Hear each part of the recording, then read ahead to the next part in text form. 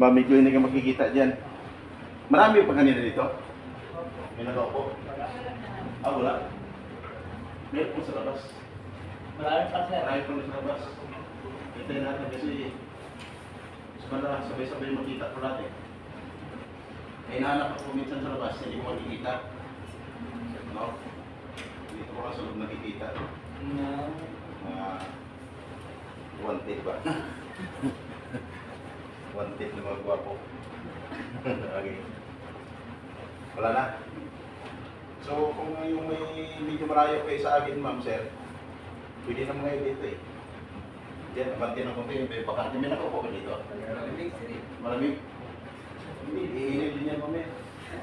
Kaya wala, umiiwas kayo dito eh. Sige. Okay lang. So, dami sa akin, okay. No? Yung move kayo ng maayos. Okay. So, ako yung kasunod na speaker. No? Umpisa na natin. Sir. Hindi na ako magbubukas ng projector. Hindi na ako diyan sa project, sa screen. Hindi na kasi matagalan tayo. Baka abutin ako ng ilang oras. Kasi nagmamadali pa ako. Meron ko pupunta. Kasi ako yung photography din na may problema kami sa labas ng bansa. No, ayan na. Ayan na. Kung kami sa agency. Ito na pala ang pangalan ko. Baliktad to Nag-ano ba ito? Online? Hi. Yung mga nasa loob ng pidos. Basta kayo dyan, sir. Ayan. Okay. Mahirap tuliin. Nasa loob ng cellphone. Saan na yan yung gadget? May makahawid yung mga yan eh. No? Okay lang? Okay lang kayo dyan, sir? Mga sir? Okay, so ako yung kasunod speaker, pero may message ang karawas at ikapasalita ng Agipa OFW. Mabiling na Saturday, nandito rin po kami iba natatanong message ang pagkira dito. Nandito kami din sa napakalang mga services para sa inyo. Iba natatanong message ang ano naman mga services yan? Ang lagi kong sagot ko nito. Mamaya, hindi mo malalaman ang buong detalye sa ating pagbabalik. Tulat kayo na. May inantok? Wala na. Wala? Okay. Kung sabi ni Sir, parang pamilyar sa akin yun. Okay! Sangkapaw sa ng Agipa Pidus. Monday hanggang Saturday, nandito rin po kami. Ngayon, may nagsabi ba na akong speaker? Hindi alam kung ako. Tama? Pero at least sa pagkilala na ako, mayroon bang gutom na? Meron. Sino gutom na? Taas yung mga kamay. Thank you. Marami pinagtutulungan. Okay. Sino gusto mong umuwi na tayo sa mga kamay? Kung wala, okay. Sino gusto? Busog? Kung wala din. Okay. Yan ito. Tama yung gutom. Musta naman? May natutunan naman kayo sa mga nilikya ni Mr. Bong? Sigurado? Yes, sir. Kamusta naman ang excitement? Okay ba? Yes. Nasa 100% naman ang excitement. Okay? I-welcome pa lang natin dito si Mike Tyson. Sir, kamusta ang laro? Gahawi ni Mike Tyson. Kamusta kayo dyan? Okay na kayo dyan? Okay? Okay, so ngayon, pagdating sa part ko kasi, bawal yung panto-panto, bawal yung patulog-tulog, no? Kaya pagdating sa part ko, wala talagang tulog. No? Kaya paglabas ko dito, nakakangiti na. No? Pagdating ng bahay, nagtagal lang si Mrs. Mahal, kumusta ka? Kaya kanina pag-alis mo parang sobrang lungkot mo. Pero ngayon, ang sobrang saya mo na. Hindi mo na sumasagot. Mahal, kamusta ba talaga? Hindi sumasagot. Yung pala, nalipas na ng gutom.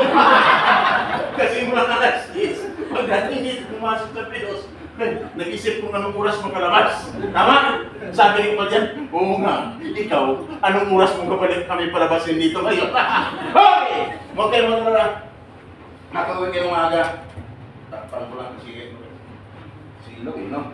Makawin kayo umaga. Kunti lang ang pag-usapan natin ngayon, no?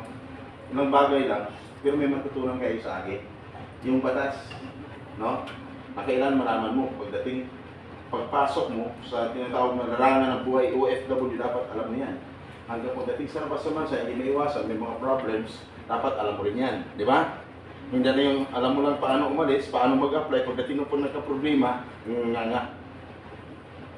Sabi ni iba, ha? Bakit anong babayro doon? Magtatanong lang ako, sino mga ex-abroad? Taas yung mga kamay. 10. Sino ang first timers? Taas yung mga kamay. 11. First timers. Hindi pa kayo magtataka bakit sa araw-araw na pagpipilos dito, pupunti na lang ang ex-abroad. Hindi pa kayo magtataka. Sabi ni ma'am, wala nang bumabalik. Bakit kaya? Sabi ng iba dyan, paano tayo? Bakit anong mayroon pagdating sa labas ng bansa? Ex-abroad, magtatanong lang ako. Pag sumagot kayo, isigaw niyo. Ex-abroad. Masarap buhay OFW, hindi. First timers. Narinig. Sabi ng mga ex-abroad, hindi. Hindi. Sabi ng mga first timers, gusto natin ngayon. Ex-abroad ka ba? Oh. Magtatanong lang, sinong ex-abroad na umabot ang 20 years sa labas ng bansa? 20 years. Meron. Thank you, sir. 15 years. Meron. Hanggang doon na lang ako. Sir, sa loob ng 20 years na pabalik-balik mo sa labas ng bansa, di ba nagpipidos ka? Nagpipidos ka lagi? O, isang beses lang. Hindi ka na nagsunod. Pagbalik mo, hindi ka na. Hindi na. Okay. Magpidos ka na. Dumaan ka rin sa ganito. Tapos. Oh. Pero, nakita mo ba ako doon sa pinagpipisan mo? Ha? Hindi. First time mo. Ang tanong ko, nakita mo ba ako doon? Tinatanong ko, first time ka ba o hindi? Dito. Hindi mo ako nakita doon sa pinagpipisan mo. Oo lang, hindi. Hindi na. Hindi. Okay. Hindi mo ako nakita doon sa. Bakit? Wala naman talaga ako doon. Ang daming pidos. Hindi lang to. Marami. Pidos doon sa taas. Pidos na 20 years, sir, sa labas ng bansa. Sir, ikaw ang bida ngayon. shit. Nung magtrabaho ka sa labas ng bansa, mayroon ka bang naging karanasan? Hindi pa kumpleto yun. Good or bad? Mayroon.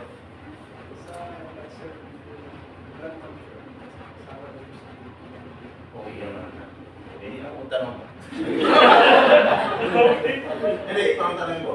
Nung nakapag-ipon ka naman, sir, sakahan lang. Isahan nyo lang sakahan ngayon. May bahay. Sasakyan. Wala. Chopper. Ikaw, sir, ilang taon sa labas ng bansa? 4 years. Kamusta naman? May nagiging good experience ka naman doon? Meron. Ano? Nakaipon. Okay. Ikaw, sir? 7 years. 7 years. May nagkapag-ipon din. Konti lang. Oo. May mga asawa ba kayo, sir? Wala May pa. asawa. Wala pa. Iniwanan. Iniwanan. Kasi sa mukha mo naman.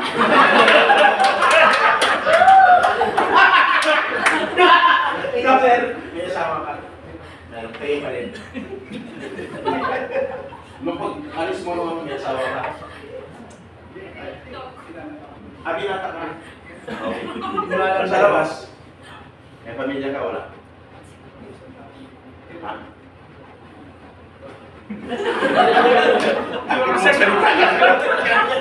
Sumbong ka.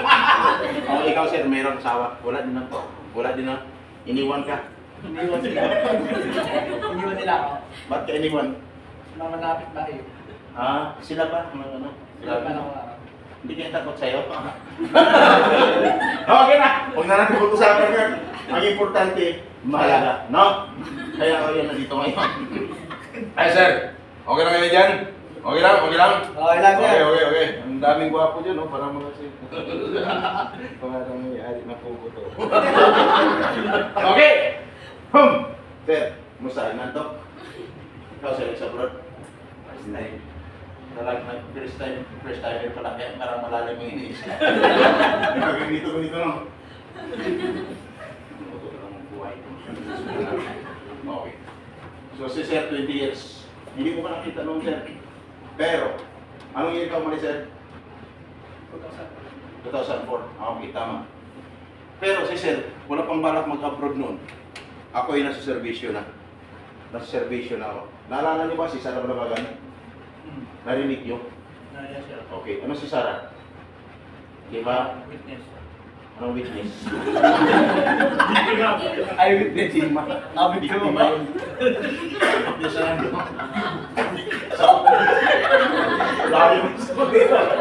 Si Sarah, babae. Yan ang sagot. Yan ang sagot ng isa sir, babae. Babae OFW! Nakamalis sa Pilipinas ang kanya na doon 14 to 15 years old din yung kapag-aral ng high school. Ang pakay makapagtrabaho ng mga mahal sa buhay na nga sa kinakap. Kaya naging ipinala. Si Sarah wala pa nakulong ako. Bakit? Nakulong siya, tinatulang ng kamatayan. Bakit siya nakulong tinatulang ng kamatay? Yan, napatay niya ang kanyang amo. Bakit niya napatay? Nung inatin po siya, narinig po pag-ahasayan ng kanyang lumaban. Ikinatanggo. Ang kanyang sarili. Ang sumapatay. Ang kanya, ano? Kung kaya, ang kapalit. Ikinulong siya at tinatulang ng kamatayan. Suko. Si nakulong! Bakit? Lumaban eh. Pero nung karang linggo, hindi siya lumaban, hindi niya pinagtanggol ang kanyang sarili. Ibinigay niya ang kanyang sarili. Kaya nakulong din siya. Ngayon, taga Cebu. Nakulong si Sarah Balabagan. Yung last week, ibinigay niya. Nahuli. No? Nakipagrelasyon sa isang Indiano. Kaya nakulong ngayon at hindi lang kung kailan makalabas. Taga Cebu siya. Gusto mo raman, mapapanood mo kaya yan. Sasabihin ko sa inyo saan mapapanood yan. Hindi na ako mag-open ng projector. Talaga naman tayo. Open ng projector. Wala naman natutunan yung OFW. Di ba? Pero sa atin, dala-dala mo yan. Nung pausapan natin ngayon, dala-dala mo yan. Hanggang pagdating sa bansa. Pati mukha mo makikita pa rin doon. Pag nandun ka na. No? Yan. Ikita mo pa yun. Kasi may remembrance ako sa inyo. Pakita, ipaalam ko sa inyo mamaya. Nakulong si Sarah Balabagan. Pero ligtas ang buhay sa bigit at pamatayan. Sabi niya pa babae naman kasi yun. Hindi naman katulad namin ng Shell Corker. Oo nga naman. Pero paano naman si Engineer Jan Aquino? Katulad yun rin. Maganda rin ang posisyon, maganda ang profesyon, maganda ang sahod. Ang laki na sabi kasi bakit? Engineering. Tama? Engineering. Nakulong din at tinatulang ng kamatayan. Bakit siya nakulong? Nakapatay din. Self-defense lang din ang kanya ginawa. Nung pinagtulungan siya ng ibang lahi, no? 6. No? Bumugbog sa kanya, self-defense lang ginawa niya. Ang napatay niya, yung leader pa ng 6 na bumugbog sa kanya. Kaya nakulong din at natulan din ng kamatayan. Pero pareho sila, ligtas ang buhay sa bingit ng kamatayan. Paano nailigtas? May tumulong sino? Magkasama kami dati ng gusto, isang ambasador ng United Arab Emirates. Nagiging NLRC chairman, nagiging congressman year 2013. Humiwalay ako sa kanya year 2013, namatay siya. Hinahil ako ng namipat, ilang taon nang nakalipas, yung president namin namatay din. Year 2022, hinahil naman ako sa dulo. Sabi ni Sam, Mr. Sam, you are the right person for me. Sabi, mag-report ka sa akin. Nung mag-report ako, sabi ng kasama niya, Sir, sa iyo na naman siya. Nagtanong, bakit kung sa akin si Mr. Sam? Sabi niya, Sir, ikaw ang susunod. No, maaga naman ako nag-resign din doon, bumalik ako dito. So, nanatili siyang buhay ngayon. Ang dating boss ko, former Ambassador Isinieres. No? No? Siya po, narinig niyo, magiging congressman. Kaya ako na dito, just in case of emergency. Nangyari kay Sarah Balabagan noon, kay Engineer Jan Aquino noon, victims ng mga OFWs dito of illegal recruitment. Lagi nakarad yan dati sa radio. Pag narinig mo, pag sinabi sa Istro, mula sa Luzon, ito ang mula sa Luzon, Makati, ito siya papatol 141 ang nagbulat, simpilan na ito lakas 50,000 watts, DWIC. Ako po yan. Sa isang radio, pag narinig mo sa Istro, pag sinabi, mula sa Luzon, Manila, ito ang RHO, sabi ka ba sa ang nag-iikot sa pagbabalita. Ako rin po yun. Sa isang dyaryo, ako si kaagapay natin. Sa isang dyaryo, ako si latigo ng bayan. Kaya ako nandito, just in case of emergency. Hindi ko alam kung sino ang magkakaproblema. Pero anytime, pwede kong pumunta sa number na ibibigay ko sa inyo mamaya. Kung gusto yung papatunayan, yung mga sinasabi ko, gaano katotoo Mr. Sam yung sinasabi mo, buksan mo. Kung may YouTube, mahilig kayo manood sa YouTube, meron ba kayong cellphone? Try nyo, buksan. Bigyan kayo ng pagkakataon. Kung may data kayo. Kung may data kayo, i-search nyo sa YouTube channel, hindi sa Facebook, sa YouTube.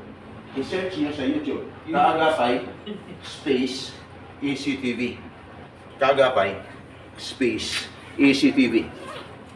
Pag nakita nyo dyan, nakasalamin kulay itim, at nakasumbrero kulay itim na parang cowboy, walang iba kundi ako yan.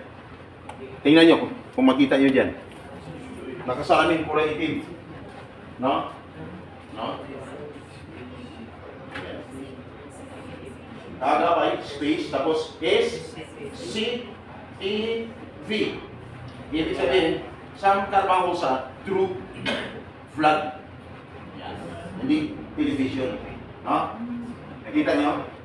Kulay itim, ang salamin, ang sombrero kulay itim. Yung naka-cowboy siya. Okay. Naka-cowboy. Nakita niyo yung taas ng cellphone kung nakita niyo. Kasi nandyan, marami kayong matutunan dyan. Lahat ng sasabihin ko, nandoon dapat sasabihin ko sa inyo. Pag nakita niyo, wala kayong ibang gagawin. Kasi kung baka kayong mga YouTuber din, no? Kasi sa panahon ngayon, gano'n na naman talaga, di ba? O makipag-engage sila kayo sa akin ng problema. Tutulungan ko kayo. Okay? Pag nakita niyo, wala kayong ibang gagawin kundi subscribe.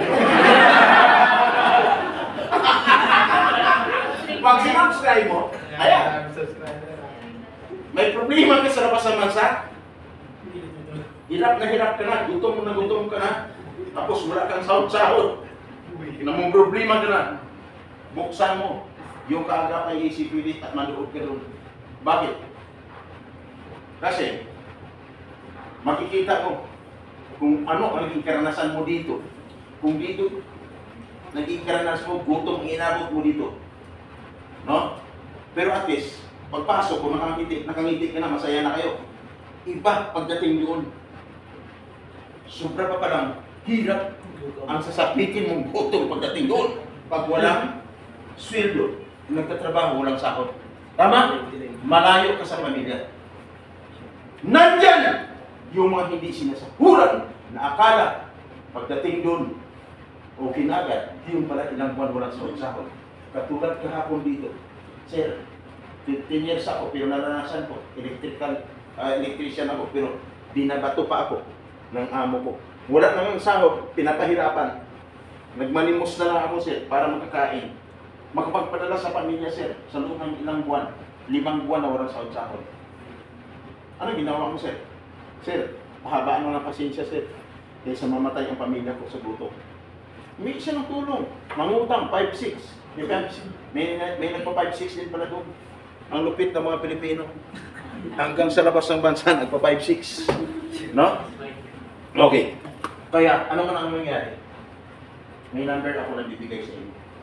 0948093970 at saka 0963. Pero bago ko bigay sa inyo kumpleto, gusto niyo ba madala ang number ko? Lahat kumpleto? Pero bago ko bigay sa inyo, cellphone daw bigay ko sa kanya. Ingat kayo. Pati cellphone inihirit na. Okay. Sa buhok naman. Okay, jokes. Okay. Ang tanong na, kamusta naman ang excitement? Sa 100%, ayun natin.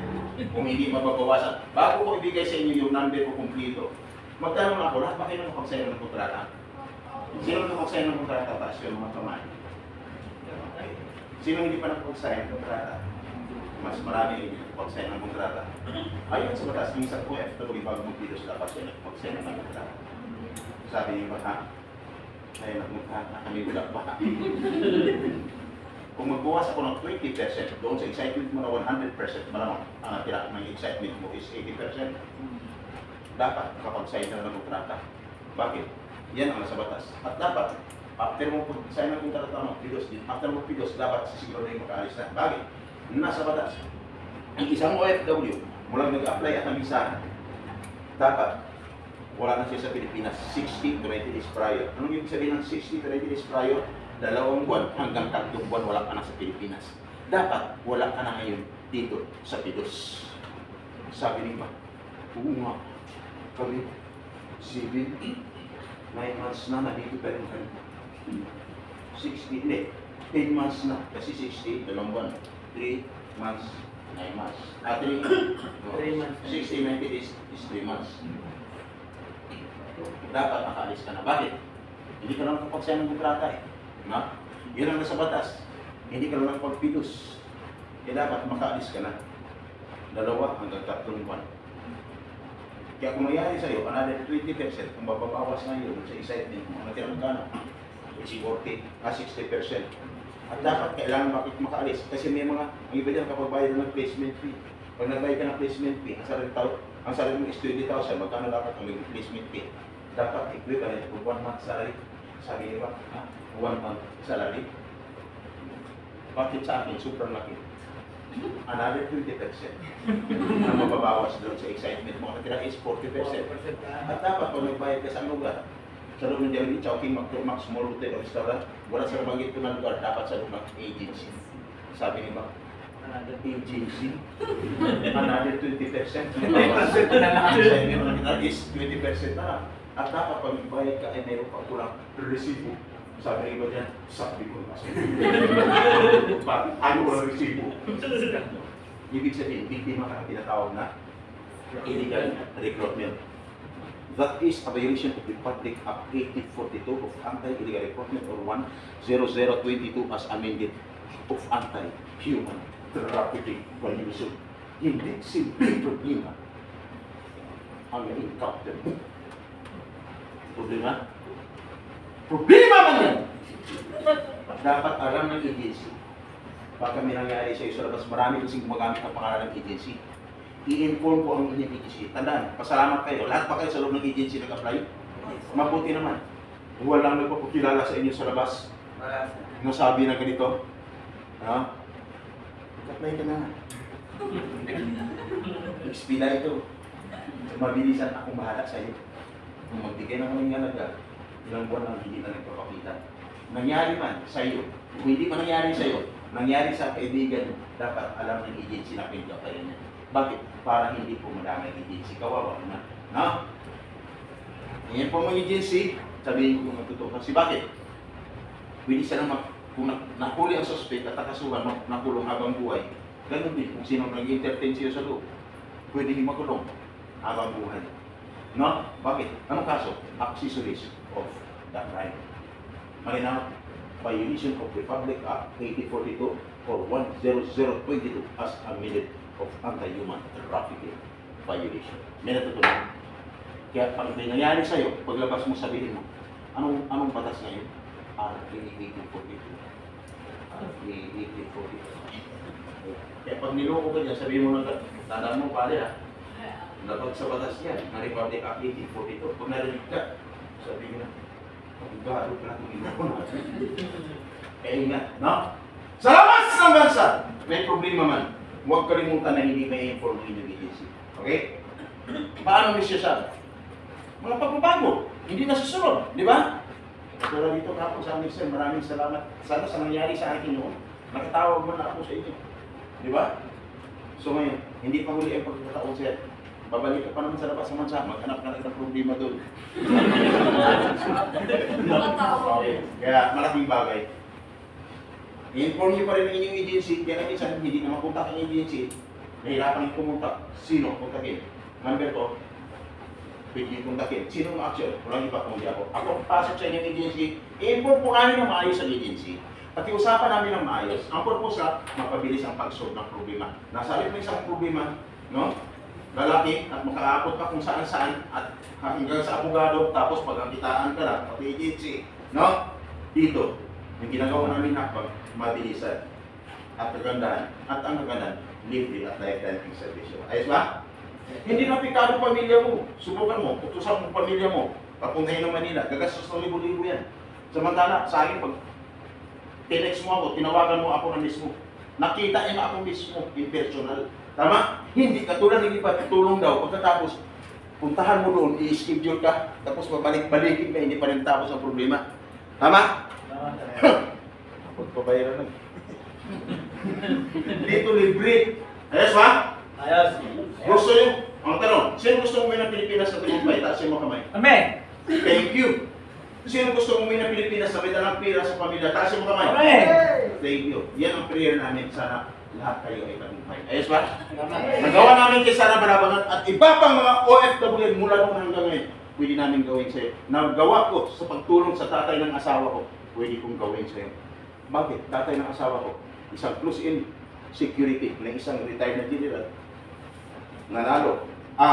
Nagsampa ng kaso, illegal dismissal, nanalo ng year 2001, may reward na 750,000, hindi na bayaran. Bakit? Ang abogado kumubra ng 50 mil doon sa inirapsi. Nung masilip ko, sabi ko, buhayin natin ang kaso. Samahan ko kayo, pasukin natin ang bahay ng abogado sa may Quezon City. Ituro mo, pagkatok mo sa pinto at binuksan ang pinto, ituro mo sa atin. Nung mapasok namin, nakipagtulungan, sabi ko, attorney, ayusin mo ang problema. I-release lang ang pera. Wala pang nangyari. 2005 ha. Nakapit sa akin. Inakyat namin ang Congress NLRC. Pinakalas na inakyat ko ang ang Senate of the Philippines. Bakit? Ang asawa ng boss niya, isang retired na. Ang asawa niya ng boss niya na retired colonel, no? Isang senadora, matalino at matakamsin. Wala iba. Si Miriam Defensor. Santiago, defensor. Nung maakyat ko, binayaran ng 750,000. Libre ang serbisyo ko. Nung mabayaran, libre ang serbisyo. Anong sabi ng tatay niya? Sa'yo na ang anak ko.